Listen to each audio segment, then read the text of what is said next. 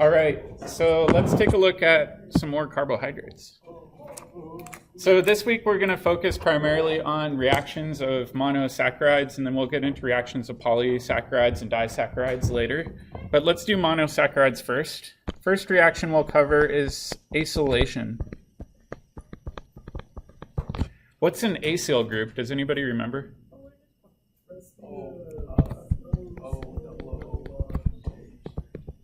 It's a methyl ketone, essentially, right? So an acyl group, if you remember, it looks like this, where it's this entire group dangling off of something. How can we get that sort of functional group installed? Does anybody have an idea? So we could do Friedel-Crafts of an aromatic ring and get that on there. What's another one, especially with non-aromatic systems? Does anybody remember? We could do acid halides, right? So if we had a chlorine coming off of this position, that would be a really good leaving group, and then we could substitute it off. Anhydrides also work well. So we can do this with carbohydrates. So I'm going to stick with my favorite carbohydrate, D-glucose.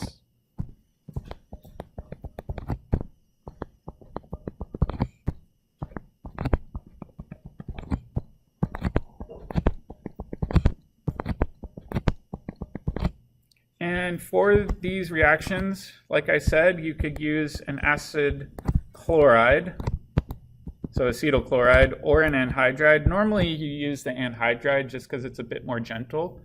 So in this situation, you can think of this entire portion over here as your leaving group, right? And then this entire portion over here as your acyl group. So I'm just going to abbreviate that as AC. And which oxygen do you think it will react with, or will it react with all of them? Is there much of a difference between them? No, there's really no difference. So this will react with all of the oxygens. For that reason, normally we purposely do this in excess. That way we can hit every single one of them and not get a complicated mixture.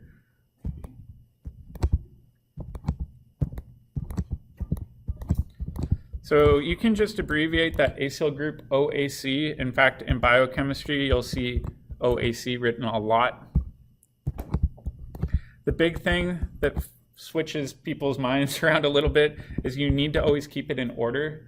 So I see some students write this CaO. You only flip the order when it's individual elements. You don't flip the order when it's an abbreviation for something. So just like with a phenyl group, to see HP would look really weird. You always want to keep pH for phenyl group. So we've got that over here.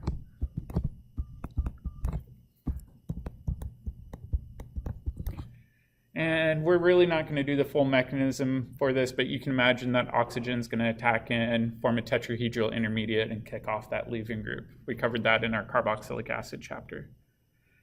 All right, the next one is alkylation.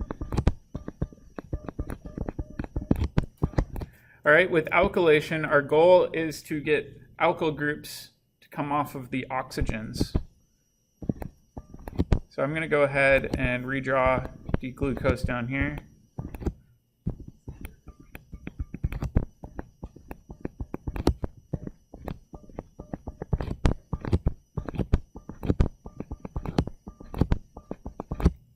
Slide this up. Going to test everybody's chair drawing ability.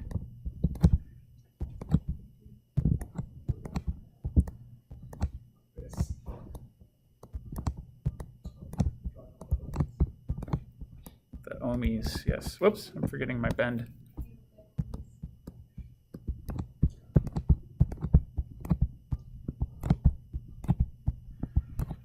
All right. Does anybody know an appropriate reagent that could get methyl groups to be installed off of every single one of those oxygens with the exception of the one in the ring? Not a Gilman reagent. With a Gilman reagent, we would need a leaving group. An alkyl halide, right? So if you remember, for alkylating nitrogens, we could use any sort of alkyl halide. This will actually work with oxygens as well. Oftentimes, though, you need a base to help remove the protons that are off of those alcohols. In this case, the base that's most commonly used isn't sodium hydroxide because that's just too strong. Instead, we use silver 1 oxide. The cool thing with this is the reaction that it does. Does anybody remember what this did with the Hofmann elimination? It doesn't cause cancer. It reacts with halogens. So if it reacts with halogens, what it does is it forms silver 1 iodide in this case. So it'll bond with that iodide from the methyl iodide. This will precipitate out of solution. And then you'll generate a small amount of hydroxide.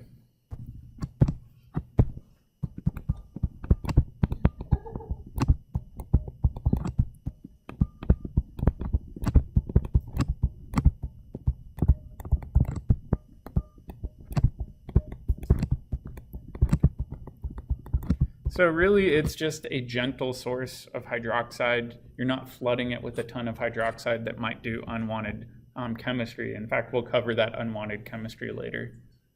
Does that make sense? It's really not a super practical reaction. Alkylation of carbohydrates, you just don't see done like this very often because it's so non-selective, it'll hit every single one of those oxygens. All right, the next one is way more important.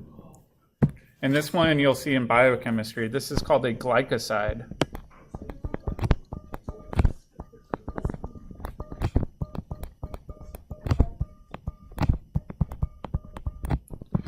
And so we'll take a look at what occurs with glycoside formation. And first we gotta make Jamie draw a new chair.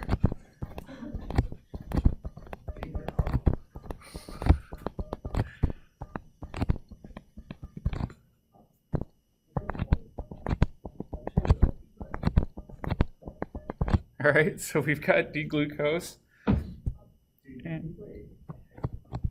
And in this reaction, what we're going to do is we're going to react it with an alcohol under acidic conditions. All right, so you may be wondering, where will the protonation occur first, right? It's not immediately clear. We could protonate any one of the alcohols in here.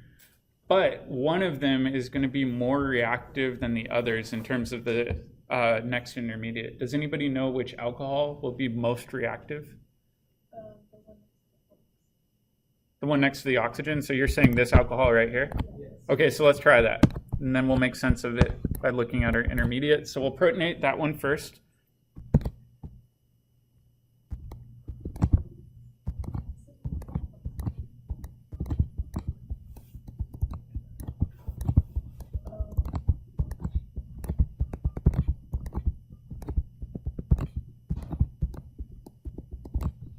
So this now has a positive charge. We've got our alcohol around. If we think about this, now all of a sudden, this is a good leaving group. And why is this relatively stable when it falls off? It's water. Yeah, it's water when it falls off, but think about the remaining half. So what I mean is, why would the remaining half be relatively stable after that falls off? Because of resonance, right? We got lone pairs off of this oxygen that can actually stabilize that carbocation if it forms, right? So if we think about this, we can actually show this as a two-step reaction. Or not two-step, but two arrow pushing reaction, where one of those lone pairs will actually clamp down and kick off water. We can't do that with any of the other alcohols. It's not that they don't get protonated. It's more that if you protonate them, it's just a dead end. You don't do anything useful after protonating them. This alcohol that I've highlighted in yellow, when you protonate it, becomes a good leaving group that gets shoved off very quickly by the lone pair on the oxygen. All right. So now we're getting somewhere.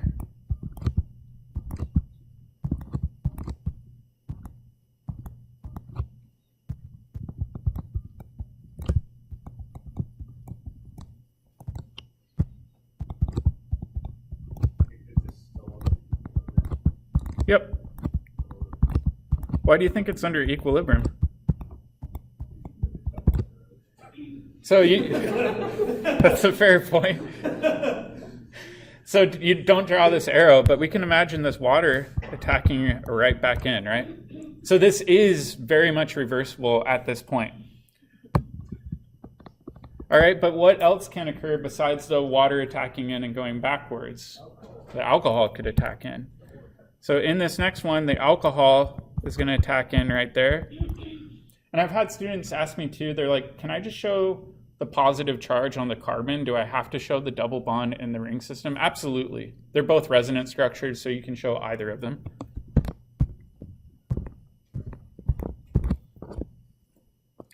All right, so we're getting there.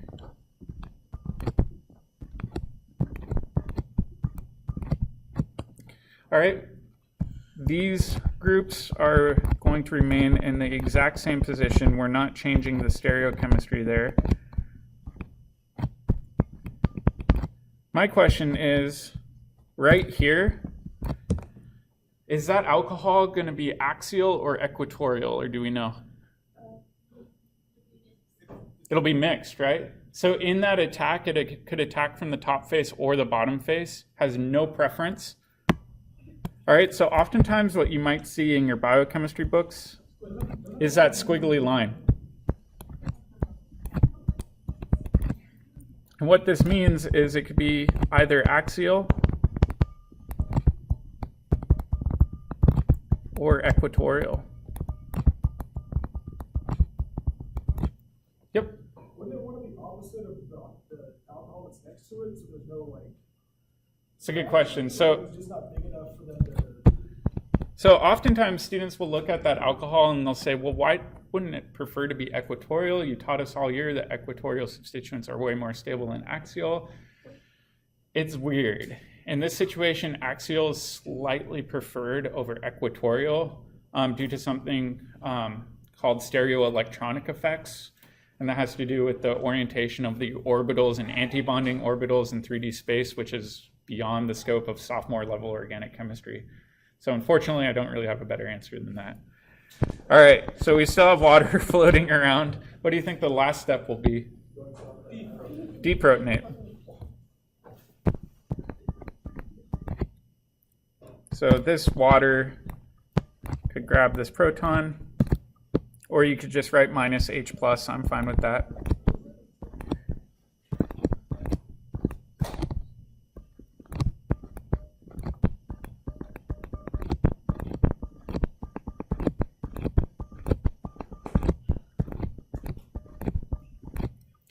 So really, the reason that this is cool is unlike the alkylation that we saw before with methyl iodide, this allows us to react only one of those positions as opposed to all of our different alcohols. This is referred to as an O-glycoside. Why is the... Yeah, Why is that one an OR? yeah. Oops, sorry, that should be an OH. Good catch. Why do you think it's called an O-glycoside? And don't think too hard about this. Because we made it from a sugar? Not exactly. The connecting point is oxygen, right? So the O here means that it's an oxygen-based glycoside. The other one that you might encounter is an N-glycoside, where you have an amine doing the exact same chemistry, right? Yep. So glycoside means like what exactly? It means it's a derivative of a carbohydrate where you have some sort of nucleophile attack that anomeric position and swap out that OH. Does that make sense? Yeah. What is this used for? Yeah, that's a good point. So let me finish writing these notes and then I'll tell you my favorite example. So N-glycosides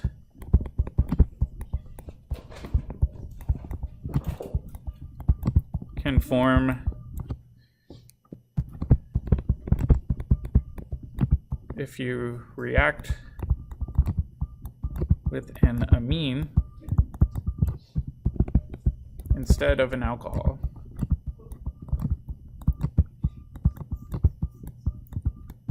All right, so one of my favorite examples of an N-glycoside is when you cook something. So if you think about baking bread, for example, bread is a bunch of carbohydrates floating around. And also within bread, you have some protein in there. At least most bread has protein in it. And proteins might have amines floating around off of their amino acid side chains. Those amines will actually do glycoside formation with the carbohydrates and link your protein essentially to a carbohydrate. That's what gives the crust of bread that nice golden brown caramelized color, is it's called the Maillard reaction. Same thing's true when you cook meat. When you cook meat and get that nice golden crust on the outside, that's also a Maillard reaction, where you're reacting carbohydrates that are in the meat with amino acids that are also in the meat. So you can get cross-linking to occur biochemically this way. It's kind of a neat reaction. Does that make sense? All right. The last one I wanted to look at is oxidation. And this one's kind of neat too. So this time I'm going to use the open chain form because I think it makes a bit more sense.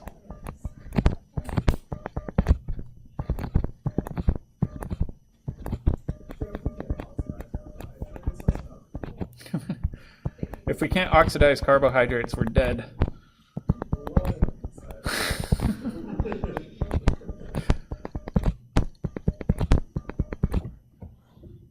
All right, so let's think about this. Where do you think we can oxidize here? What functional groups can we oxidize here? We could oxidize the alcohols, although we've got 4 different alcohols. That's going to be really, really hard to control. What else can we oxidize? We could oxidize the aldehyde. So that's going to be our first reaction. And it's a bit different. What we're going to use is bromine and water. And this is typically done under very careful conditions at about a pH of 6. And we're going to oxidize this aldehyde. And what do you think it's going to become? Carboxylic acid.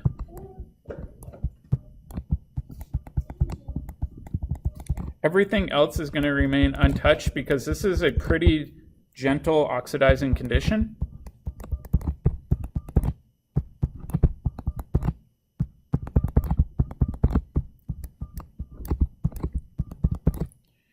And this is referred to as an aldonic acid. Oops, sorry. This should be an OH. Holy cow. I was just on autopilot. There we go. Which makes sense, because when we think about our starting material, what type of starting material do we have more generically than D-glucose? Aldose. So if it's an aldose and we oxidize it, we can change that aldehyde to a carboxylic acid, which is pretty neat. All right, where do you think the next most reactive position is? Does anybody know? The bottom alcohol, right? Primary alcohols are easier to oxidize than secondary alcohols, so we can also react that by using stronger conditions. And for this one, we use nitric acid. But we have to push on it a little and heat it up. And we'll also oxidize the aldehyde to a carboxylic acid. But this time we'll also oxidize the bottom primary alcohol to a carboxylic acid. Yep. So the top one you said is the generic name of these are just aldonic acid, so that would be like D-gluconic acid, or like what's the... Yeah, that's a good question. So the question is, what would the formal name of this be? I'm not entirely sure. Most people just say the aldonic acid derivative of D-glucose. Okay. Yeah. So for this one, we've oxidized that top carbon and the bottom carbon.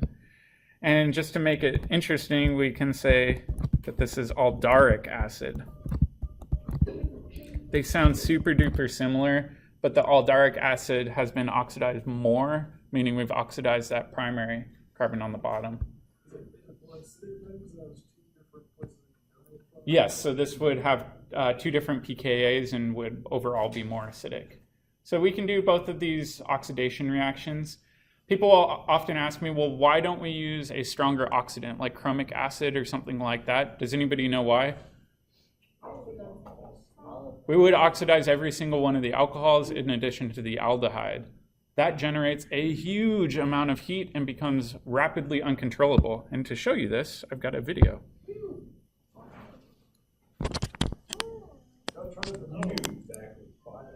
Oh. I'm wearing very nerdy glasses right now, but actually I ran out of contacts, so the eye doctor gave me these to wear in the All right, meantime, we'll see if we so- can fast forward through this guy. So what he's going to do is add sulfuric acid to table sugar. So it saturates all of the sugar. And at first, it's not going to be saturated, so that's why you need your glass stir rod. So go ahead and take note of the color of this reaction.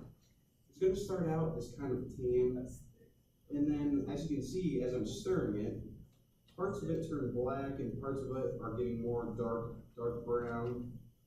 And even though you can't feel it or smell it, it kind of smells like, well, burnt sugar. And there's a lot of heat coming off this right now. It's getting really warm.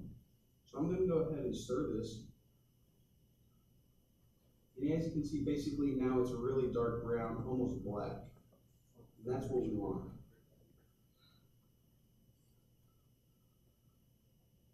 So right now it's getting really hot. I can hardly keep my fingers on there anymore.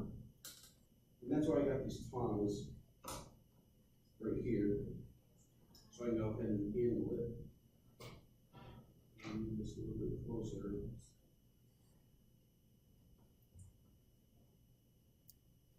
Now let's just go ahead and make sure that this is moving away. Will this work with PCl as well? No. Sulfuric acid is a really, really strong oxidant. It's the same reason we wouldn't use chromic acid in this situation, is it looks like one of those 4th of July snakes. You just make a bunch of charcoal, essentially, and then you're blowing off a bunch of water. So it's just really not a very practical reaction. How many of you in lab, when you were doing the synthesis project, spilled some sulfuric acid and wiped it up with a paper towel? Did you notice the paper towel turned black? It was this reaction that you saw with the paper towel. So it's a really, really strong oxidant. You can't control it, generates a ton of heat, not practical for any purposes. Is this, Yep. is this the same, like, what happens with the elephant toothpaste reaction? No, the elephant toothpaste reaction is different. In that reaction, you're generating a large amount of oxygen, which is going out. All right, so let's take a look at another example. And this is reducing versus non-reducing sugars.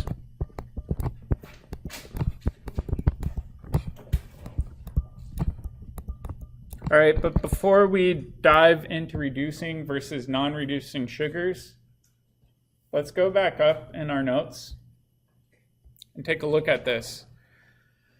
So if we think about the aldehyde, this was oxidized in the reaction.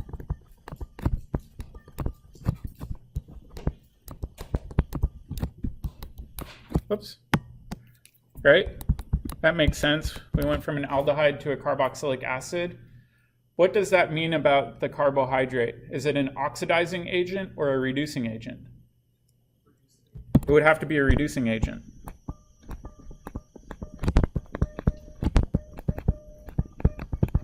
All right, so anytime we have a carbohydrate that can act as a reducing agent, we call it a reducing sugar. Yep. Can we make a ketonic acid or no? A ketonic acid? Yeah, like the ketose-based sugar? So with the ketones, you really can't do it like that. Yeah, you have to have an aldehyde to go to the aldonic acid. Well, I mean, like, Yeah. How we use the stronger one in Yeah, it will react with the lower alcohol, so I'm not sure what that's called. Okay. Yeah, I'd have to look that up. But getting back to my point, in this case, the carbohydrate's acting as a reducing agent because it's getting oxidized during the process. So now let's go down and take a look at reducing sugars and compare them to non-reducing sugars.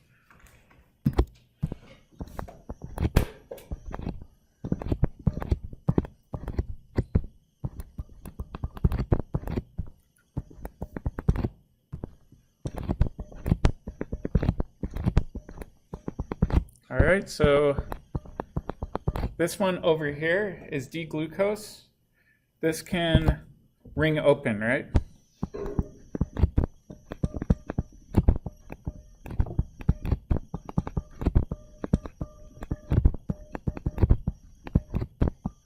And act as a reducing agent.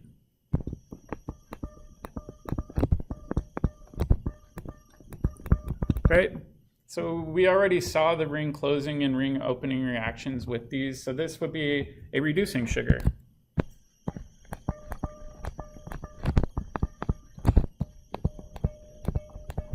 All right, now let's compare this to a non-reducing sugar.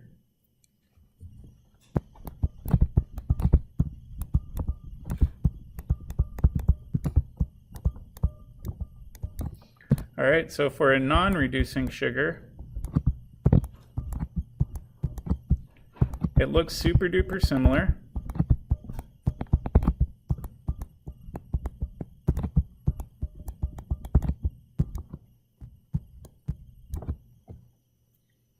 The only difference is over here, right? Over here, it's going to be a lot harder for this to ring open than it would be with the reducing sugar. So the main thing that I use to remember all of this is that reducing sugars always have an OH group coming off of the anomeric carbon.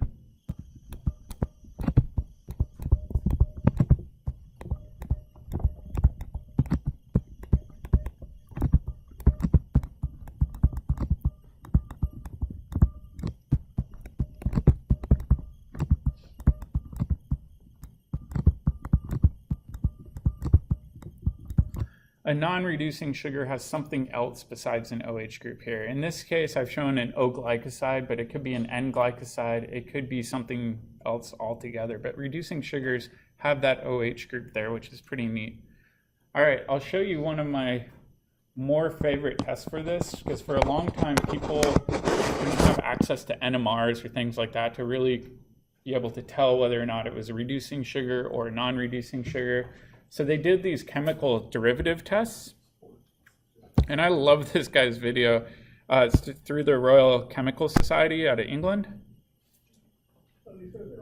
A solid, right? I'm going to start off with a So he's going to test for reducing sugar. solution of silver nitrate, and I'm going to add a little bit of ammonia. When I add the ammonia, you see that it's forming a sort of brown colour. We'll keep on adding the ammonia. In a minute, that brown colour should disappear. Oh, that's disappeared, isn't it? Now what I'm going to do is to add some sodium hydroxide. So he just has table sugar, ammonia, some silver in there, and sodium hydroxide. So now I'm going to add more ammonia. And again, I'm going to add ammonia until the liquid goes back to being colourless.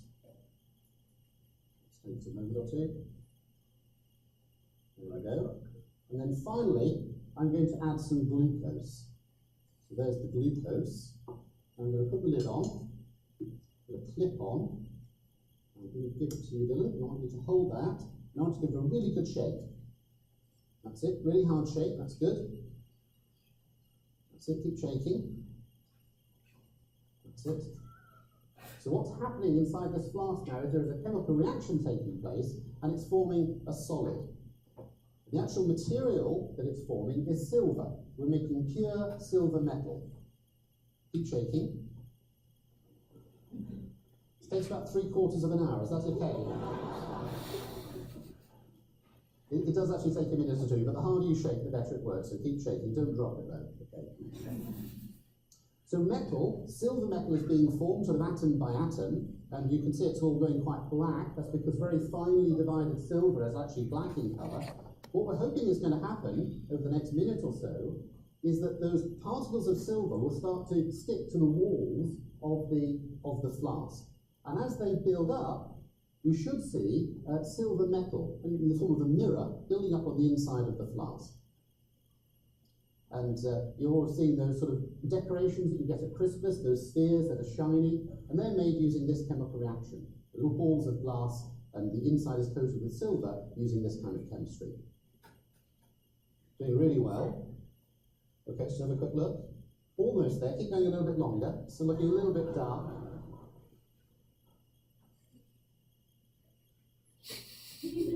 Excellent.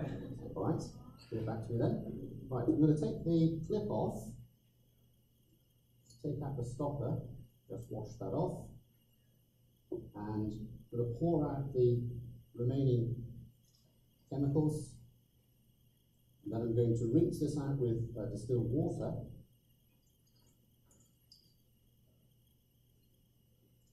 Rinse it out a second time. Third time. There we go. Put that on, dry this off. Clip back on. And if you like to just give that little polish, there we go. If you like to hold it up by the neck, that's it. If you bring a camera in, you have a look at this, and we've got a lovely silver mirror. There we go. So this is called the Tollens test, and it's actually how they used to do a lot of mirror coatings on items. So before we had access to, industrially produced mirrors, you could actually make mirrors this way. They're obviously quite expensive though, because they were made of silver. It wasn't something that, common poor people had in their homes. All right, so I'll show you a bit more of what's going on here. So Tollens test. So we know that our aldehyde and the reducing sugars can be oxidized. Therefore, this is the reducing agent. And during this reaction, what we're going to do is we're going to convert that aldehyde to a carboxylic acid. So another way of thinking about this is that it lost electrons. It was oxidized. So that's kind of getting back to some of our Gen Chem principles. And in this reaction, we also have silver cations floating around that are acting as our oxidizing agent.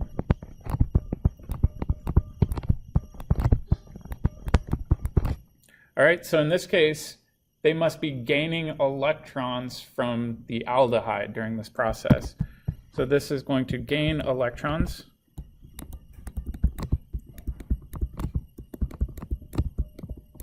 Meaning it's going to be reduced.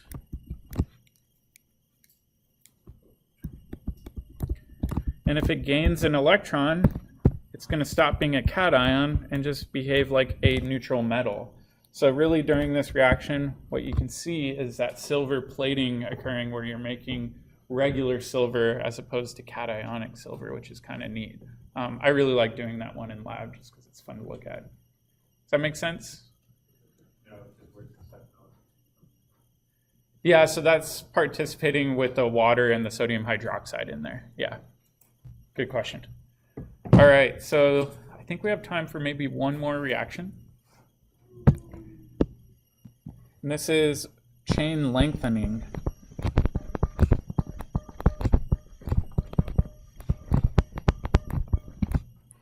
This is a reaction that's not commonly done anymore, but you might run into it. No, it's not really done because you can buy carbohydrates anywhere. Like you can buy any sugar you want from a chemical supplier. You don't need to make your own anymore. But it is also a pretty nasty reaction to do too. So let's take a look at the overall one. Yep. So Fischer was the chemist who studied carbohydrates really intensely, which is why he came up with Fischer projections. And in this case, he studied this reaction. All right.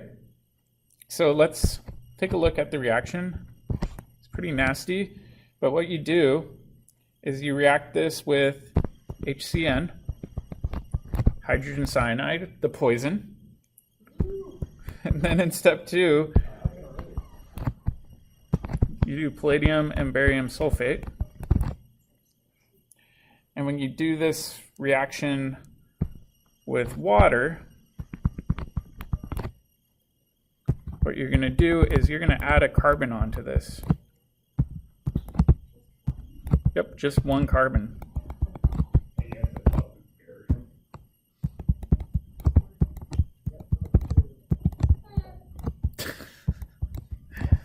All right. So in this reaction, we've gained this carbon right here. That's our new carbon that we've essentially gained. Or I shouldn't even say that carbon. Excuse me. This carbon up here is the carbon that we've gained. So we've kind of tacked on this carbon down here used to be the aldehyde carbon. All right, what's the relationship between these two molecules? So there's a lot more going on. So they are diastereomers that differ only at one stereocenter. Does anybody remember what we call those? Anomers differ only at the anomeric carbon. Epimers.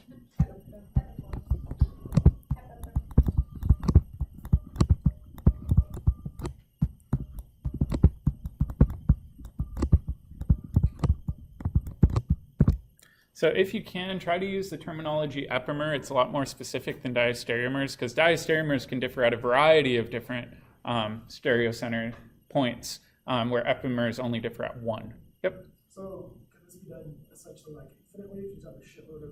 Yeah, you can keep on adding on more and more carbons as needed. So these are diastereomers that only have one difference, therefore we call them epimers. All right, now let's take a look briefly at the mechanism.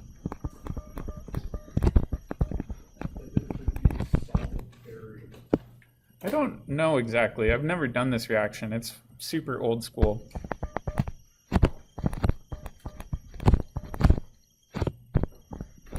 Let me clean this up. I don't like that angle. There we go.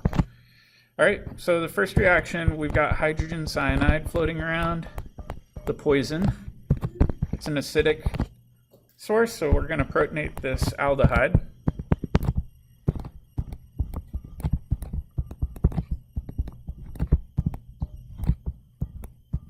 Now we've got CN minus floating around. What do you think is going to happen? Cyanide can attack in.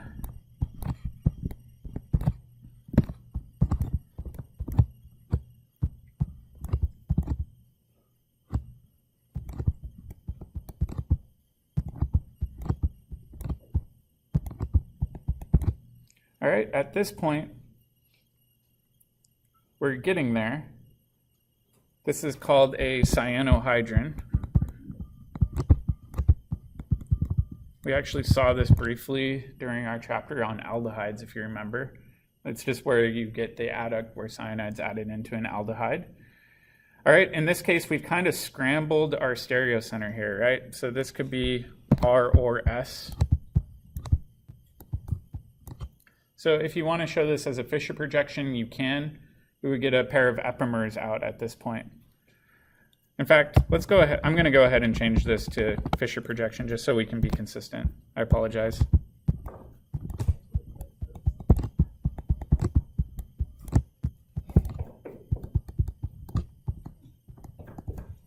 We'll just try to be consistent with how we're drawing these.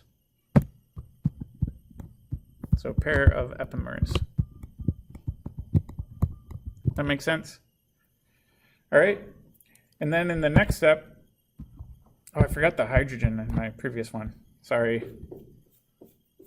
Ugh, I'm messing everything up. So we got hydrogen, palladium, barium sulfate, and water. All right, so in the next one,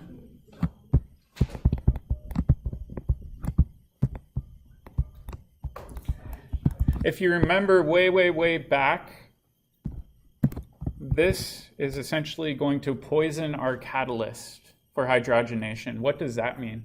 It means we're not going to go straight to the alkane. We're going to go to the double bond, right? So just like with Lindlar's catalyst, that was a poison catalyst. This is another type of poison catalyst. All right, so when we do this one next, I'm not sure exactly. That's a good question.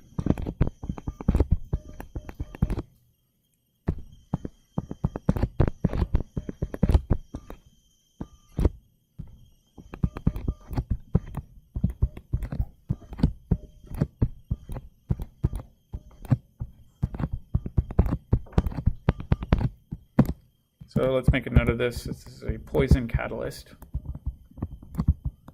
meaning it's not going to reduce the triple bond to a single bond. It'll stop at the double bond. All right, what functional group have we made? An imine, exactly.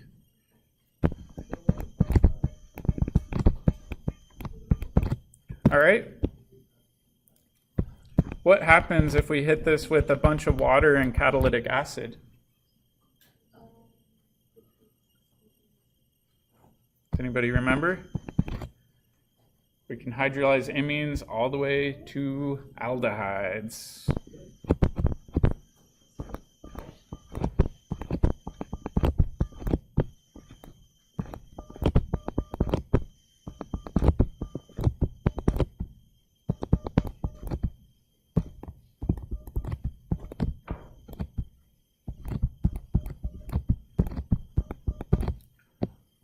So it's kind of a steppy reaction. Like I said, most people don't do this anymore because you can just purchase carbohydrates commercially. However, if you need to make something really unusual, you can do it this way.